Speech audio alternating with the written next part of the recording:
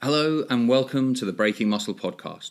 I'm your host, Tom McCormick, and today I'm joined by the muscle doc, Jordan Shallow.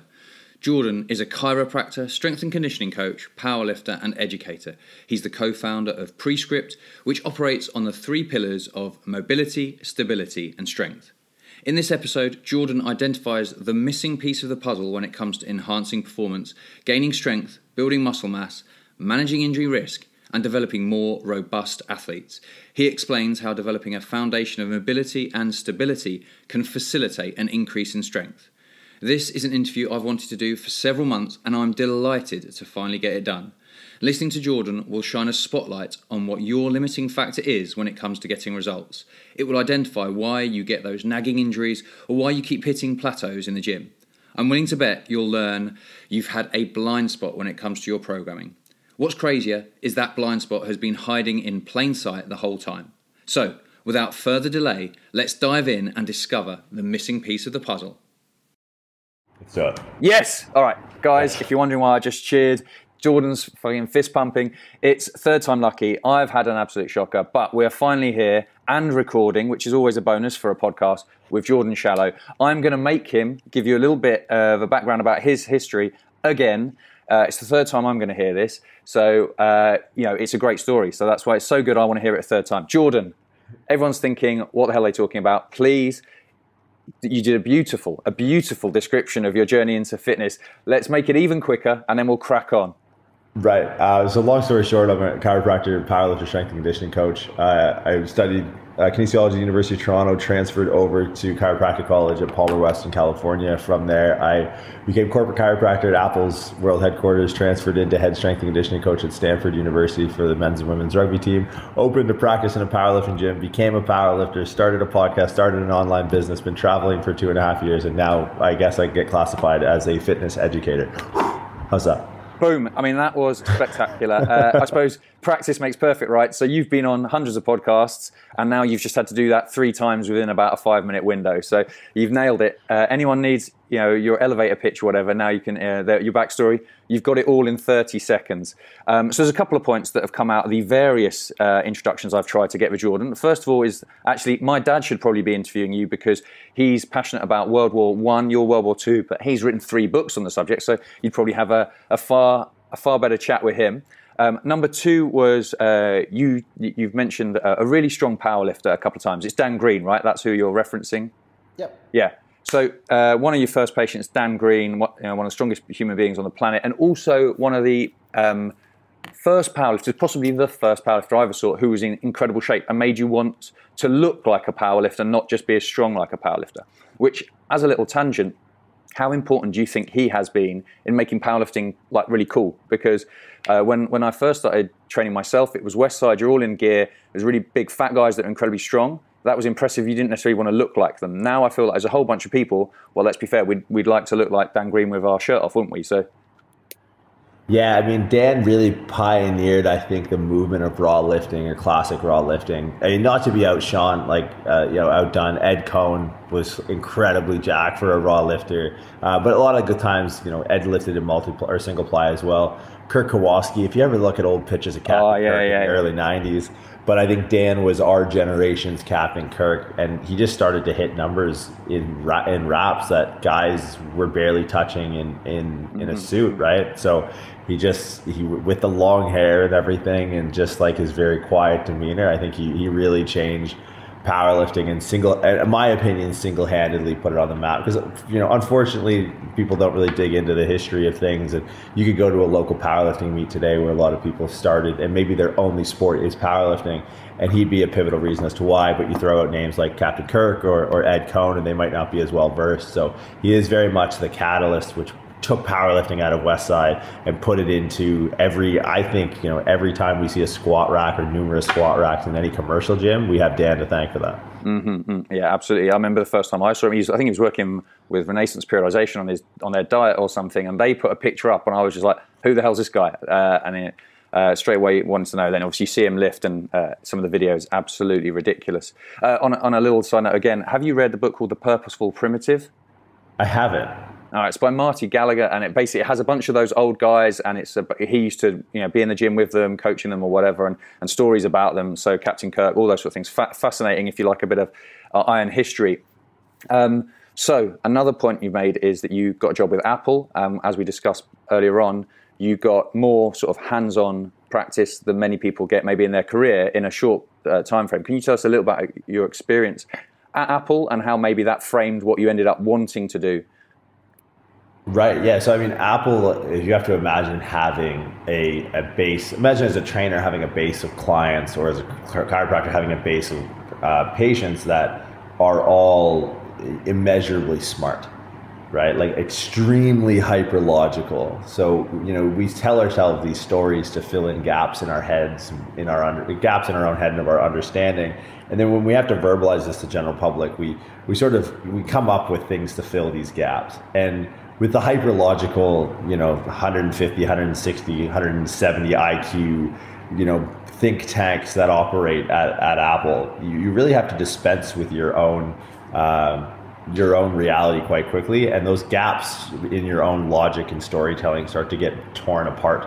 So I often think of like the Rene Descartes, how he came up with the dualistic philosophy, and the infamous "I think, therefore I am," because he literally peeled off everything he wasn't certain of, and the only thing he was left with was "I think, therefore I am." And I think of the way that I put together processes now around injury, around the human body, and really like it's because I was faced with just sort of this dispassionate curiosity. Like they were trying to think it from an engineering brain, where if engineering, you can't tell yourself a story to put together lines of code. You literally have to write it into the machine. So it took a lot of like this folklore sort of, God of the gaps. Well, chiropractic works in mysterious ways. Narrative that I was spun for 4 years in graduate school, and it just beat it with a hammer every fucking day. And they were just curious. They were endlessly curious, which was so amazingly valuable. So it wasn't just 250 patients a week. It was 250 of, arguably in their fields, the smartest people on the planet. You're routinely walking into double PhD, MIT, Harvard, and it's just, what the fuck am I doing here? But if you could summarize your point to someone who doesn't know your craft or field, to an audience like that, and have them go, that makes sense. Go, okay, we're on to a distilled version. I know less than half of what I thought I knew, but the stuff I know now is pretty concentrated. It's pretty solid. Yeah. So having those guys basically to shit test you and question. I mean, I don't have anyone working for Apple, but a client who founded his own IT company, sold it now. It's all gone great in that respect. But the sort of questions he'd ask and why he always, if he wasn't satisfied, he'd push you on it and basically find some cracks in your argument. It sounds like similar kind of mindset. Yeah, endlessly valuable. The hard part now is finding, whether or not people are just nice, or whether or not you're only speaking about things that It's stepping out of that comfort zone to either learn more and put yourself in a vulnerable position to be critiqued, or to find other people who are willing and able to hit what you now think is solid with a hammer that might be stronger than anything you've faced in the past. So it's a bit of a challenge, because you can create like an insular environment through social media, and like you can block people and unfollow and follow. Like I agree with him, and create this silo effect. So that's probably one of the most difficult things now. Is like, okay, how do I gained a lot of benefit from that experience, albeit ever unpleasant while it was happening. How do I make sure that in 5 years from now I'm not stagnant? Well, probably pursuing those people in that process again might have something to do with it. Okay, so I mean that fast tracked your, I suppose your understanding and your ability to make your point and why things are so valuable. But then also probably so fast track that element of your career, but perhaps also highlighted this isn't the service I want to be providing. The way things are structured within the company they're not getting the best of me in that respect. Is that fair to say? Yeah, and it's not even like they weren't getting the best of me. It was a service. Like they didn't necessarily, I don't want to say they didn't necessitate the best of me. Like obviously, for 250 people, you're really going to lay it on the line and help them as best they can. But with a skill set anchored, I think, more in athletics and a history and strength and conditioning, like I knew my calling, legacy, whatever you want to call it, was not in corporate wellness wearing, corduroys and thick frame glasses, right? Like probably like it was a good experience, but knowing in its inception that it was just merely a stepping stone. Mm-hmm. Yes. Okay. And then you branched out, you set up your own practice as we said earlier with in Dan Green's gym. It just sort of snowballed from there. But then that's a pretty big transition. I mean, I haven't met anyone that works at Apple. I'll go with a stereotype though. They've spent their life in front of a computer and probably never played sports. Then you're dealing with, a group of the world's strongest men. How does that transition play out? Yeah, honestly, probably smoother than my transition of going from school into practice. Like, experiencing a lot of the wear and tear, and obviously at the time and even now, like nowhere near the level of strength of Dan Green or Andrew Herbert, or on the female end, Christy Hawkins, Emily Hu. Combine the world records there, and we're probably at, I don't know, 30, 40 world records between the four of them. It was just more comfortable. Like, I had more tools at my disposal. I knew a fair bit about exercise execution and technique and accessory and programming. So I feel like I had more, like I said, more tools at my disposal. So it was definitely more of a natural fit to show up with like, socks and slides on to work and gym shorts and walk around barefoot and go into like, my treatment room was a small, maybe 200 square feet.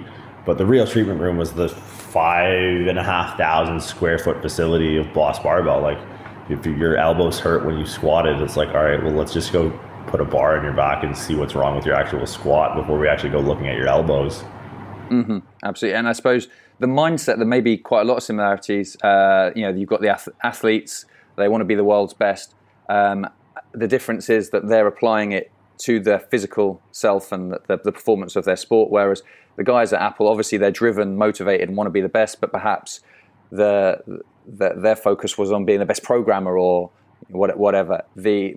Did you find you got better buy-in and you almost had to rein back or pull the guys back at Boss because they were so keen to do everything possible? Right. Yeah. Similar personality types of high achievers. I think like the type A is something you're going to see kind of across the board. And over time, that was really like a universal trait of everyone I worked with, regardless of what their desired outcome was. Reining it back, knowing full well that like, if a kid at Apple comes to you like, oh, it hurts my back deadlifting. It's like, do you want to break a world record? No. That's like, all right, maybe just do RDLs for like 8 weeks and then we'll go to deadlifting after that. And then the kid stops working out 2 weeks later. It's like, for fuck's sakes. But to go to, like a Dan or an Andrew and be like, oh, it hurts while you're deadlifting. Yeah. It's like, all right, well, we need to figure out why really quickly. Maybe it's, the rotation of the shoulder. Maybe it's, something to do with the trunk or the SI joint or rotation of the hip. But we need to, there's a sense of urgency when, it's part of their livelihood, right? Like your neck kind of hurts, you can still write code. Your neck kind of hurts, back squatting might not be, when we're trying to be the best in the world, you need to have like, all your ducks in a row. So I think it was a certain level of urgency that was like, okay, this is big leagues. Find answers really quickly. So there was a lot of sleepless nights, rooting through textbooks and digging up old biomechanics, like PDFs that like are translated from Russian and shit, like just trying to get to the bottom of some of this stuff. But I think that sense of urgency is something that's missing outside of that pressure cooker environment that like really can accelerate like how much you're actually able to learn and apply. Mm-hmm. Then, so a question I have in that respect is like the urgency of results. You're working with someone in a corporate setting, maybe you've got them doing, like bird dogs, this sort of thing. That's not necessarily going to cut it for, it's not going to cut it for elite level athletes. I think a mistake back early in my career I would have made is, oh, this is it. And I'd have been trying to build them up from this and they'd have, got rid of me before we'd have got any results. How quickly did you realize I'm wasting my time here? I need a sort of a sharper tool, as it were, to meet them at where they're at. I think, man, that probably predates even my inception into chiropractic college because, I was faced with injuries from my lifting career that weren't remedied by like the common, bird dog, big three, side plank, curl up stuff. And not that like I smirk and we chatted a little bit about that this morning where it's not that it's wrong. It's just that someone at a young training age, it could be the perfect fit as it's the perfect level of stress in which they need to adapt. But so I was tinkering with taking like the first principles of anatomy and biomechanics and extrapolating out into loaded variations that began to mimic the desired intent of these movements. So the urgency was there, and just, you know, when dealing with, honestly, more on the programming side of like, you're lifting how much, how often on these 3 lifts, really, like beltless from a deficit, stiff leg, and then like it's just incredible amounts of, and that's where I think, you know, science can fail us, and that's where it's better to be a practitioner than an academic, right? Like you want to have you want to understand the first principles, but there's no research study on these guys. Like, they're such unique, they're so unique in their ability that you can never extrapolate a peer-reviewed 12 college-age well-trained males. It's like, there's well-trained, and then there's like, you know, 300 kilo back squat for 10 in sleeves beltless. It's like, I know every person on the planet that can do that by first name, and they're not doing studies for NASM. Right, so it's like you're definitely venturing into uncharted waters. So the stronger the foundation you have in first principles, the more confident you can be in your convictions, I think. Yeah, absolutely. I think you've mentioned 2 or 3 times their principles as well. And I think that's a common theme with a lot of these interviews. Is you need to understand these principles, but then realize that it's principles, not like protocols. I think people get caught up in, oh, this is the fix for this, but actually got to treat every individual. And you know a bit about them, where they've come from, where they're trying to go, and then apply the right intervention or whatever, the right programming strategy with those principles in mind. So I think what would be good to talk about is if we transition into the difference between stability and strength. So get some definitions for people, because this is something I think will really clear up the rest of the questions I have for you when people can put a clear distinction between the two. So could you quickly define stability versus strength? Right. Stability, strength. So stability is our ability to resist force, and strength is our ability to exert force. Now, this splinters off quickly into many directions, which can get a little bit complicated. So it might be easier to set boundaries and tell you with that definition what stability isn't. So stability is not necessarily like a Bosu ball or something like that. Right? Stability is comprised up of a center of mass and base of support, and works at a deeper level by, you know, initiating what we call like a proprioceptive reflex and muscle spindles, but like a little bit deeper in the neuroanatomy side to people who are kind of retractors to the idea of training stability as a separate adaptation and think muscles are these dumb pieces of meat that connect bones to bones. It's just a silly, antiquated way to think, and you don't respect the nervous system. I'm speaking to a few people directly here that probably aren't listening, but it's frankly, if they see my name on it, they're going to steer clear of it. So it's not Bosu balls, but it's also not booty bands. So it's almost like you can capstone the frequency of visible light, right? We can look at wavelengths and know that, look, we can, with our vision, know that this is where, you know, red or orange, yellow, blue, indigo, and violet, this is the shit we can see, right? There's a magnitude and a wavelength of these frequencies, right? But we know that X-rays exist. We know that gamma rays exist. They're just not, our eyeballs aren't wired to pick up those frequencies, right? So, you know, oftentimes stability gets kind of thrown the wayside, or like people put their nose up to it because they don't necessarily understand it. And that holds the academic weight of me going, oh, there's no cats in this room. Well, cats must not exist, right? So so stability is not booty band. Stability is not Bosu balls. It's simply deviating your center of mass outside of your base support by either using, you know, asymmetrical load or varying body positions to deviate center of mass and or limit base support. Stand on one leg and put shit in one hand. Put shit over your head, and like it doesn't have to be much more complicated than that. Yeah, I think well, for anyone who's considering the prescript level 1, I'm signed up for it. But it's one of the things you talk about, and it's certainly something that several years ago I heard, like, you know, people talk about you've got a weak rotator cuff, weak glutes, and this, or a weak core, whatever, and that. Again, the specificity or the accuracy of your words is important, because I think, you know, as you say, if people think it's weak, the answer is obviously strength. But then you know, we're discounting stability, and strength isn't necessarily the solution to stability. There, I'm not sure I've coherently put that together. You could probably put that in better words, but no, you nailed it, right? And I think that is to define strength from like a causal inference standpoint, like by saying what it's not and understanding what strength is. You're left with, and okay, if stability is kind of this like nebulous cloud that most people understand, like, okay, it's not strength, it's not moving origin to insertion. Like, we're not going to train a rotator cuff the same way we're going to train a bicep in most cases, or at least that's our goal, right? Okay, so it's not that. It's okay. Well, it's not Bosu balls. Nope. So that puts a roof on that idea. It's not booty bands, because that's the same as the first idea. Then what you're kind of left with is like, all right, here we have joints that are stable from a structural standpoint in this position, and unstable in a structural standpoint in this position. Right. If it's center of mass and a base support, right? If we can apply a load that deviates the center of mass outside the base support, we will elicit the stimulus of instability. And that reactive force of that muscle spindle within that muscle will allow us to, create the perception. And everything's a perception, right? And that's where people miss. And this is where the nervous system becomes so important.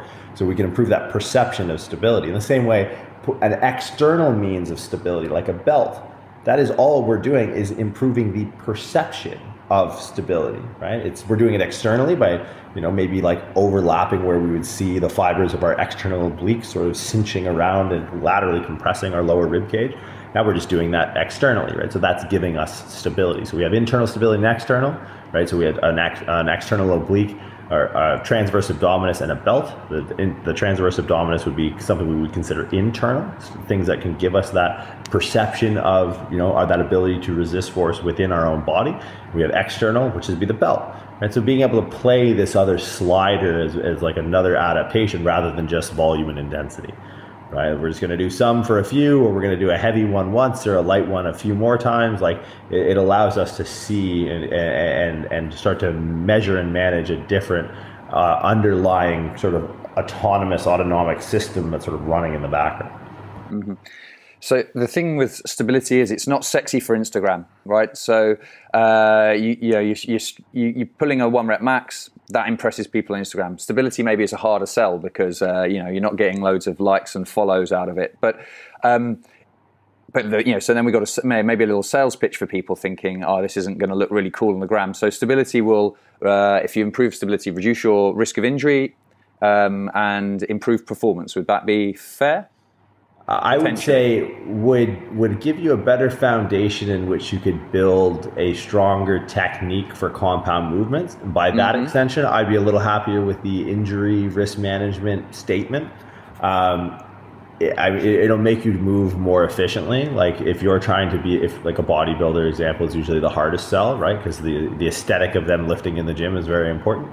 If I can't stabilize my scapula and I'm trying to train my biceps, well, I'm not going to create any effective mechanical tension, mechanical transduction, not going to stimulate that process of hypertrophy. So if I have a scapula that is unstable and I'm just sort of going through this swinging hip flexion extension, scapular upward and downward rotation, how much of that tension am I really putting on the bicep? So you can take stability from anywhere, like a marathon runner.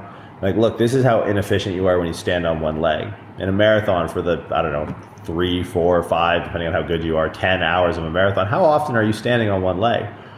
Well, yeah, probably the entire time of the race. Otherwise, you're stopped and you're not a good marathon runner. Mm-hmm. So imagine I could make that movement more efficient, right? And then we could probably start to shave time off, and just by being more efficient in the way we sort of roll over that gait cycle. Bodybuilder, right? Stabilize the scap, we get bigger arms. You show me with bodybuilder, and I get it all the time. Like, oh, I have small quads, I need to bring up my quads. Like, you have an unstable pelvis. Your rec fem attaches onto your pelvis, your femur attaches onto your pelvis. So if it's worried about balancing force and all these other different ranges that isn't just flexion and extension of that knee or extension of the knee, no shit, you don't have big quads, right? Small arms, unstable rotator cuff, small lats, unstable scapula, low trap, serratus, right? So it can be, it's just a place we don't look. We don't ever think to look. We just look at this very binary, sort of dualistic relationship of mobility and strength, and we don't think that there might be something else missing from that equation. Yep. I think actually the bodybuilder example is quite a good one because you get lots of bodybuilders, anyone interested in hypertrophy, they'll use external stability to their advantage, and they'll realize the value in it, but then internal stability just kind of gets forgotten. Would that make sense to you? You see that example in people you've worked with?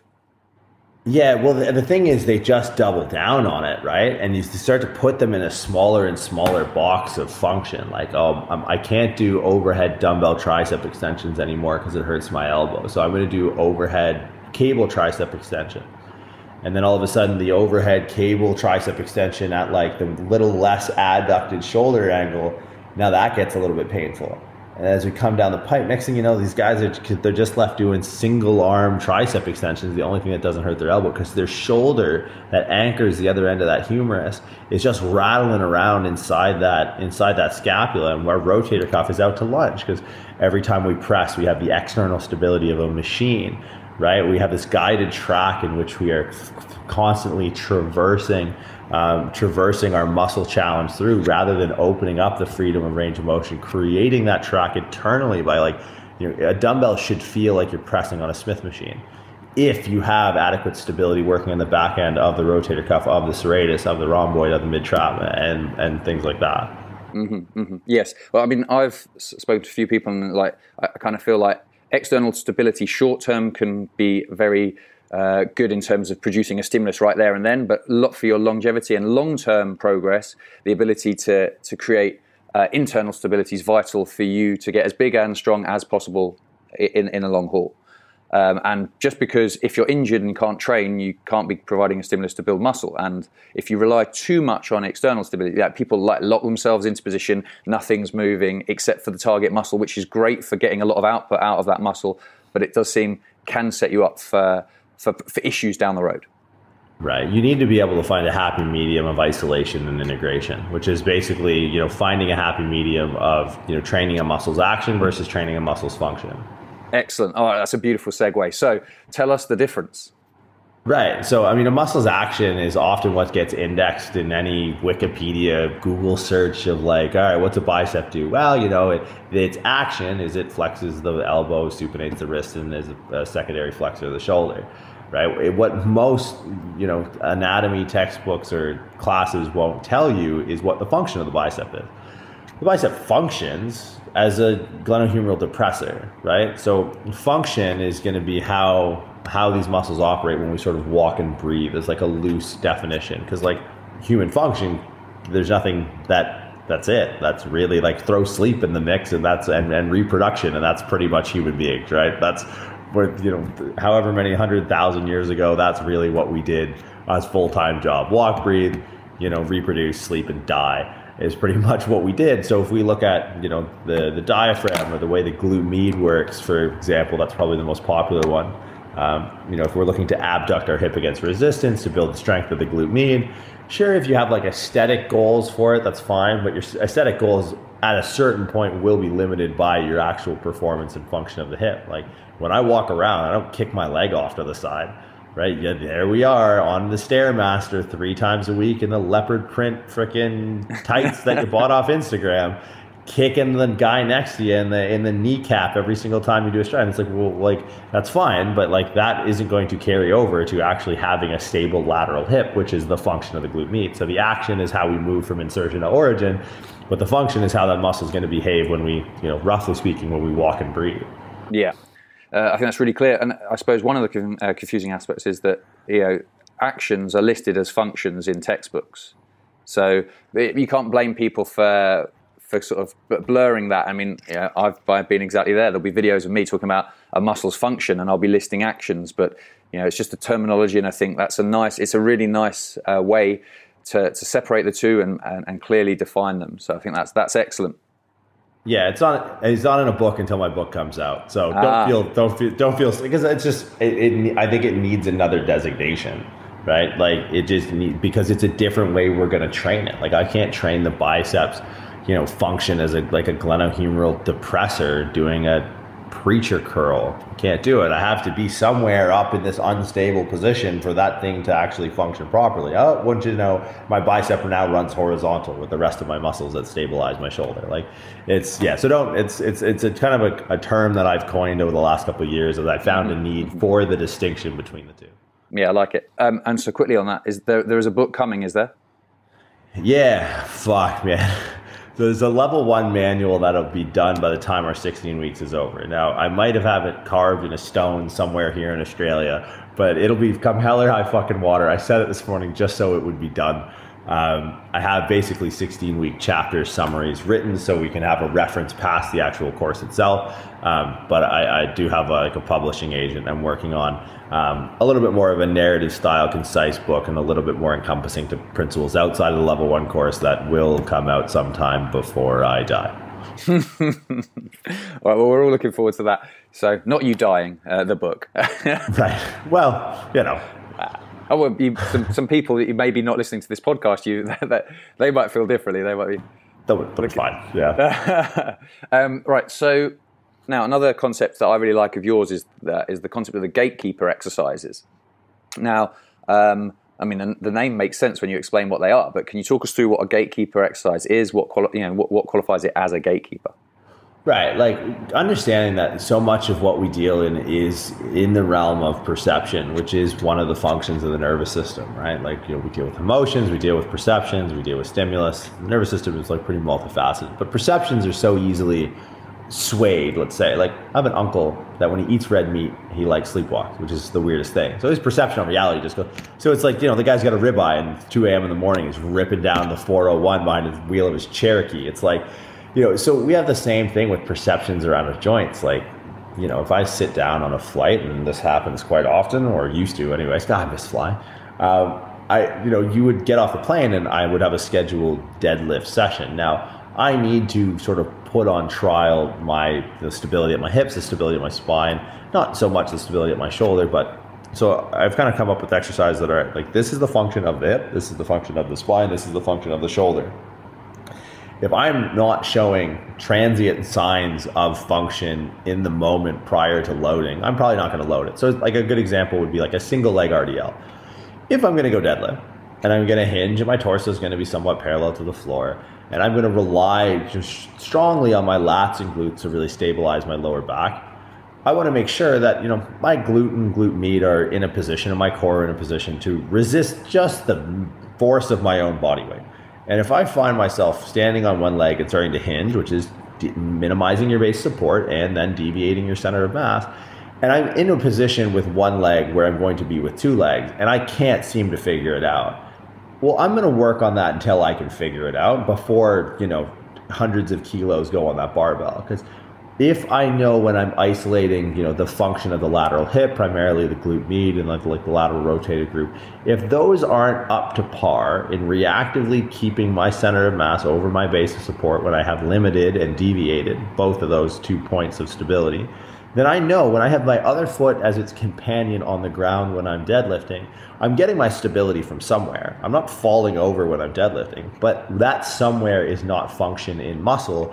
That somewhere is structure in meniscus of the knee, probably more so in like the SI joint ligaments and the intervertebral discs of your spine, right? Like, I'm not falling over as a consequence of my structure, which we classify as your bones, your ligaments, your discs, your labrum, your cartilage, things that are a bit more passive. So something like a single leg RDL or a walking lunge.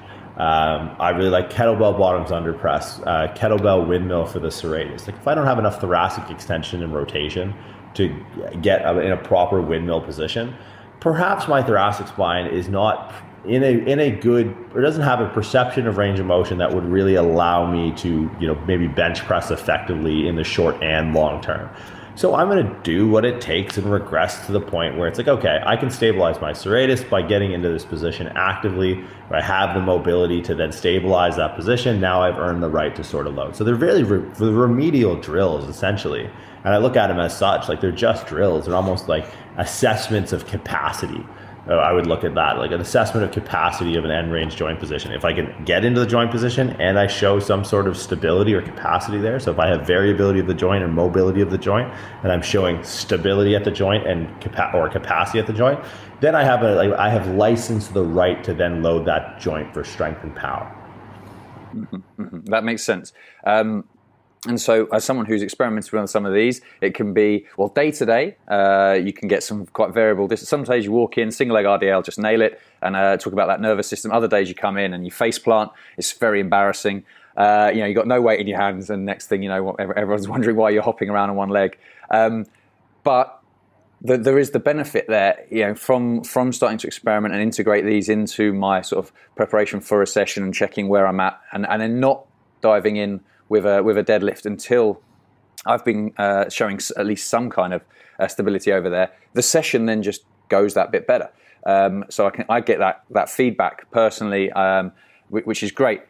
Now, what do you do when you come in you've been previously you've been on lots of flights. You come in and nothing's working. Do you then you regress it back and then build yourself back up that process until the idea is until I can do this, I do not progress on to loading. So you sometimes you allow yourself, you have to regress back. We talked about things, maybe you're not doing a bird dog, but you strip things back right to the basics, and when you can do that, then you build again. Right. So for me, like a common regression now is like I know my range of motion on any given day, regardless of duration of flight or how minimal sleep is or what have you, is going to be like especially for the lower body. Like I don't necessarily need to stretch too much. So I kind of go in and it's right to the gatekeeper drill. So single leg RDL, if it's atrocious, I just broaden my base of support. I'm just going to grab a couple dowels or hold onto a bench and just get my body used to being in this position. Just building again, like a capacity for just an awareness of these joint positions. And maybe my hip feels a little tighter than normal and I just kind of sit there and let that muscle, spindle, Golgi tendon, organ, dorsal column, medial limniscal pathway do its thing.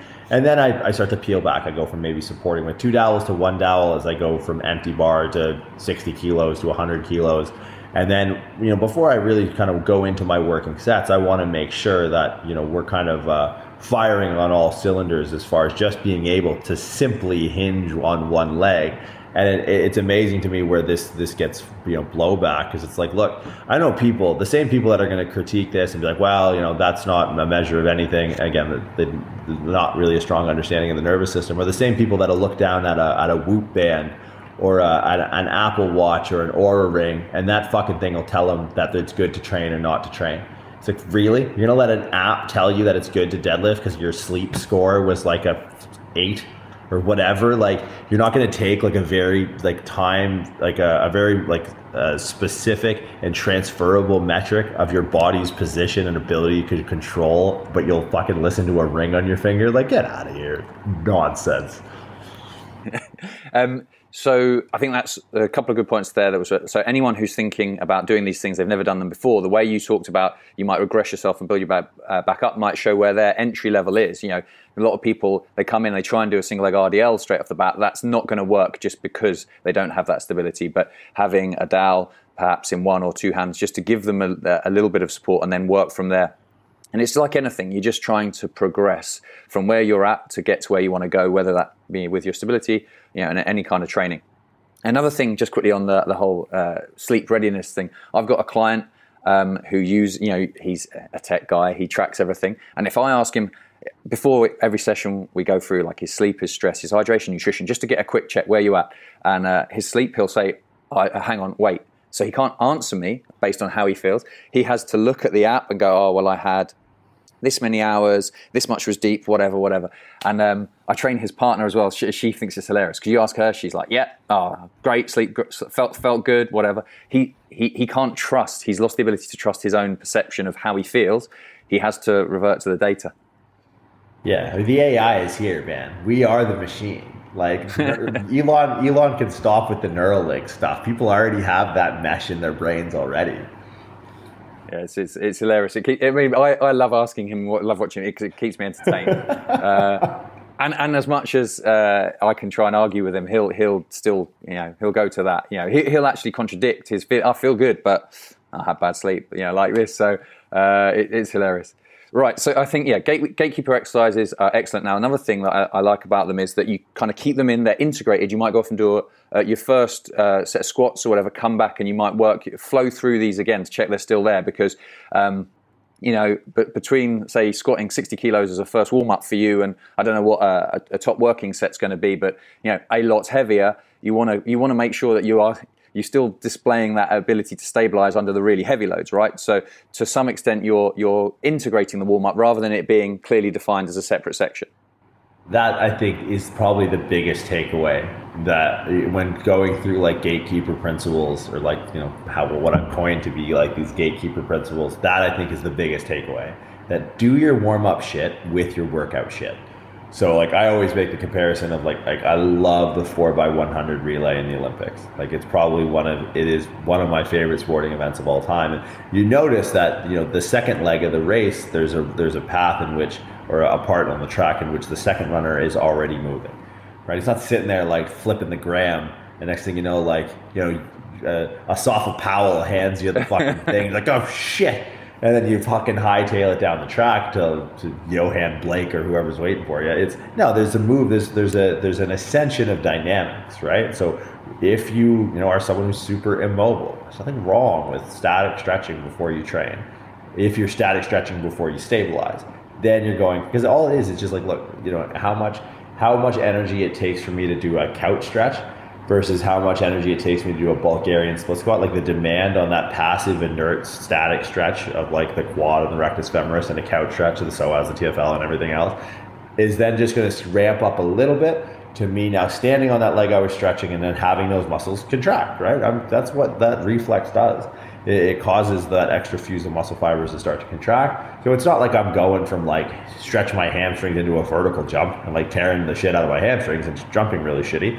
It's just a matter of like just scaling the dynamics, but doubling back. Like, look, if I'm going to go empty bar, then I do another round of like, maybe I do a couple mobility drills, squat, maybe I adjust the ankle, maybe the soleus or PNF or on my gastroc, or maybe even through the lateral hip and the peroneals, or lateral lower leg and the peroneals. Then back to maybe a walking lunge with like kind of like the sprinter pose, kind of holding that knee flex, hip flex position.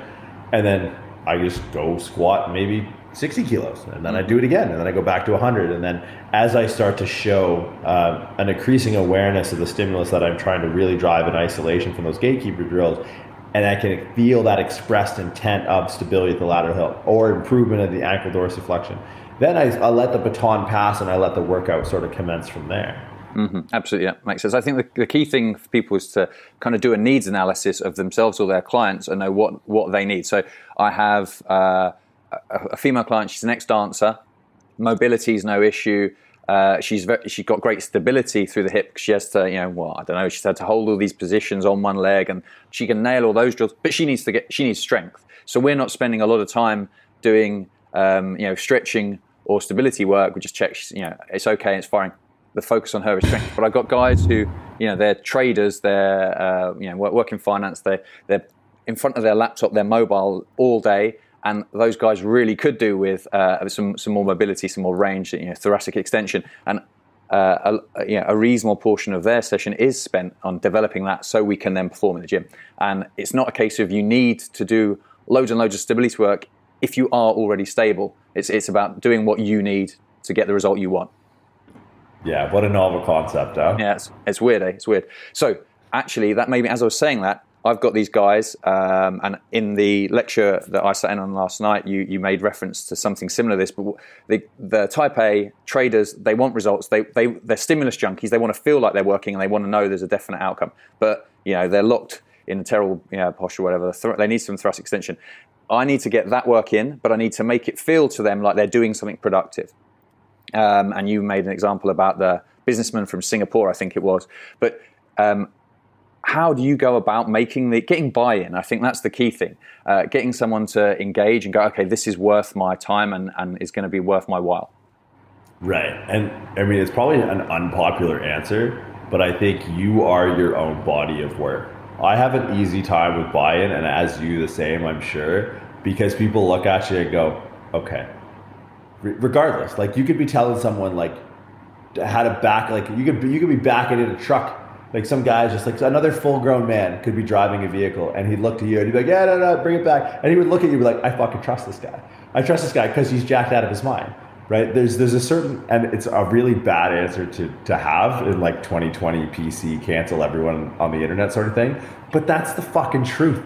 Like, it's not a case of like, do, and I made a joke earlier about, do as I say, not as I do. Like, I do this shit. I literally remember being in Gold's Venice, and there's one fucking kettlebell in Gold's Venice. It's pink. It usually holds open the door to the bathroom. So I had to walk by Dexter Jackson, and I grabbed the pink kettlebell and walked by him. And it's like, Dexter doesn't need it. But guess what? I'm not fucking Dexter, right? So I'm a guy with a rotator cuff and fucking caveman genetics from Eastern Canada. So I'm going to do it, right? So I think it's, people they want to beat around the bush. They want to be PC. But if you don't have fucking skin in the game, the people are going to recognize that you don't assume the same risks that they do. And if they see that that disparate, moving around of risk, and you're putting all the risk on them, it's like, look, I do this too. Right. So I think for me, the buy-in, as it's the same reason people want to work with me, period. Right? I'm not a palatable option for some subsets of the community. Right. And those aren't people who are going to seek me out. But so I self-select for people who are going to be responsive. So I think having a fundamental basis and an explanation that makes sense to people, and I can thank people at Apple for kind of putting me on this track of like, I don't get it. If I do this, it'll hurt less when I do this. I'm like, yeah, you're right. That is kind of fucking weird, isn't it? Yeah. Like I had to dispense with that reality and actually come up with a logical explanation as to why this was happening. And then primarily, I have a lot of power and experience from an evidence standpoint because I've done it a lot myself. And as far as lifting goes, I've had every injury under the sun, and I've still been able to navigate without a surgery, which knock on wood. But it's to understand the function and understanding how these exercises are going to work. So if you can't hit them with the rationale side and explaining it to them, at the end of the day, your body, you are your body of work. And a lot of people now I love practitioners. That's why I love teaching coaches, because there's a difference between practitioners and academics, right? And I want to be in a room full of practitioners because that's knowledge we can use, right? Like if you're doing your taxes, you don't want an economist you don't want like Alan Greenspan to do your taxes. He doesn't fucking know anything about taxes. I don't even know who Alan Greenspan is. It's just an obscure finance reference. But like you want a guy down on the corner who's been doing like local and state tax for 35 years, right? Like you want the guy that actually does the thing at the micro level, doesn't talk about it at the macro level. Like you don't want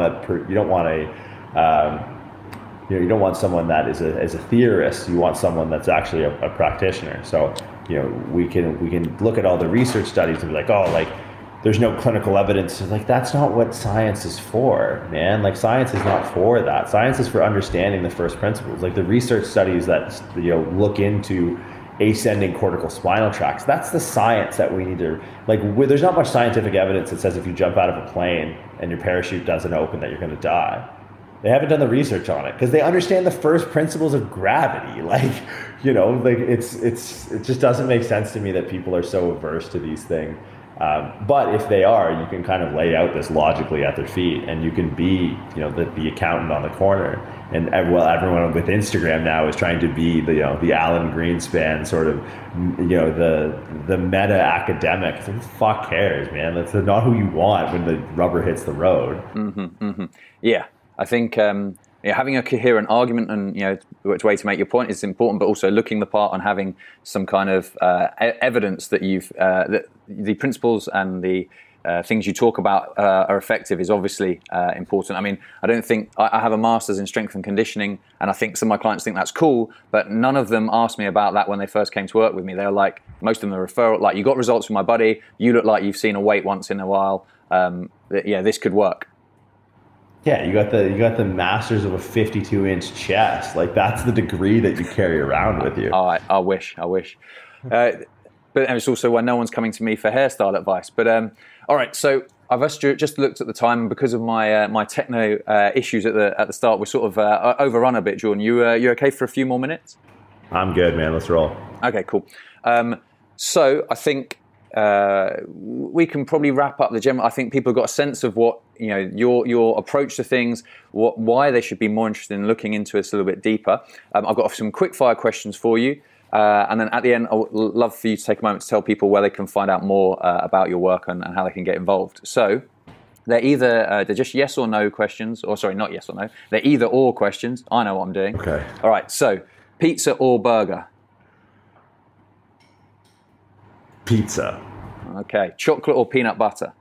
Chocolate. A beach holiday or a city break? Beach holiday. Rare or well done? Have it walk to the table. Nice. Okay, eggs, scrambled or poached? Poached. Okay, cool. Now, can you tell me something about yourself that people probably don't already know? and you've already given away about the history thing. So I talk a lot on the internet, so I feel like most of my dirt's out there. I play guitar, but I'm not lifting weights. But I have one in my hand. That's something that most people, the sausage fingers don't look like they do it, but they can still pull it off. They can work. Oh, nice. Okay, so I've done my research. I've listened to some podcasts with you. I don't think I knew that, so I think that qualifies as something people wouldn't know. Nailed it. Okay, and then final question from me is, if I've got access to anyone in the world, who should I interview next? Who should I get on the show next? Ooh, that's tough, man. Like anyone in the world? Well, why don't we go anyone, and then we'll go someone in the fitness space, maybe. So I'll take as many suggestions as you got. We'll throw them all on the list. Anyone in the world? So mine would be Jon Stewart.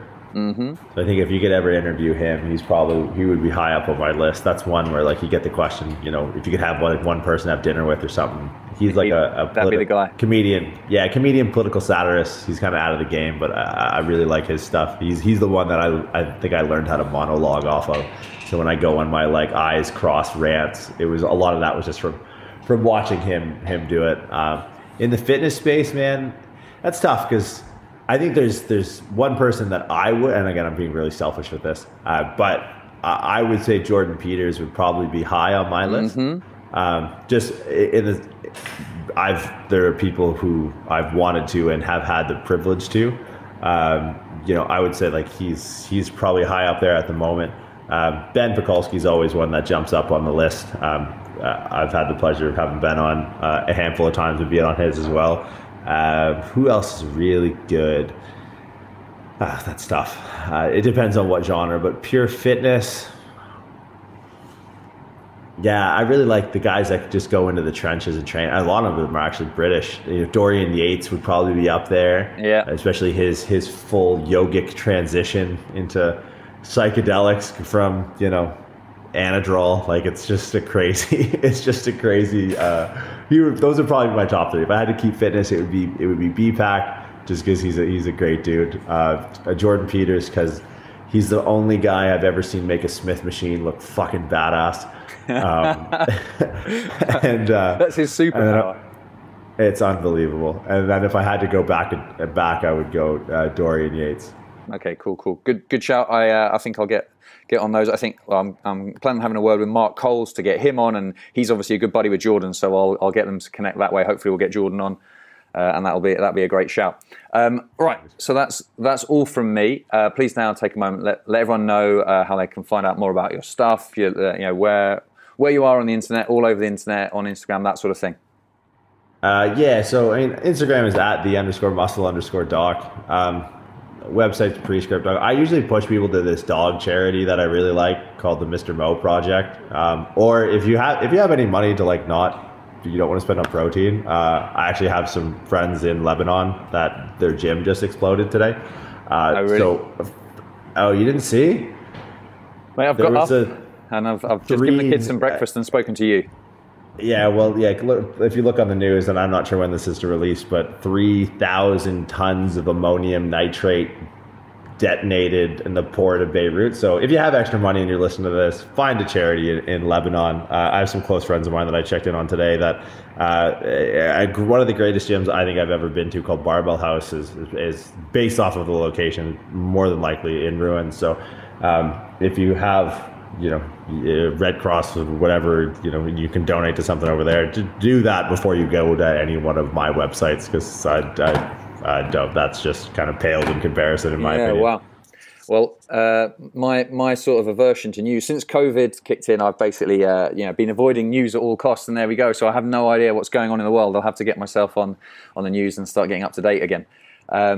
Okay, well, thank you very much for your time, Jordan. It's been a pleasure having you on. I think loads of valuable stuff there for the listeners, and I can definitely recommend you getting involved in everything Jordan's doing. I myself have signed up for his level 1 course, and I'm really, really excited about it. So perhaps I'll do a little review of and give people a bit more of an insight. We've just done one so far of 16 weeks, but I'm really excited by that. So definitely someone I think is worth investing your time and money in. Jordan, have a great day. Thanks, man. Yeah, my pleasure. Have a great day. Thank you for taking the time today. It's been really good. Yeah, of course, brother. We'll see you next week. Cheers. That wraps up today's episode. Thank you so much for investing your time with us. We really appreciate it. If you enjoyed what you heard and took value from it, please do me a favour by heading to iTunes right now, subscribing to the show, and leaving a review. Positive reviews, like 5 stars, hint hint, really help the ranking of the show and will help us to spread the word and keep getting top-class guests on. Make sure to follow Breaking Muscle on social media and me at Tom McCormick, that's TOMMACCORMICK on Instagram. Bye for now, and I'm looking forward to catching you on the next episode of the Breaking Muscle podcast.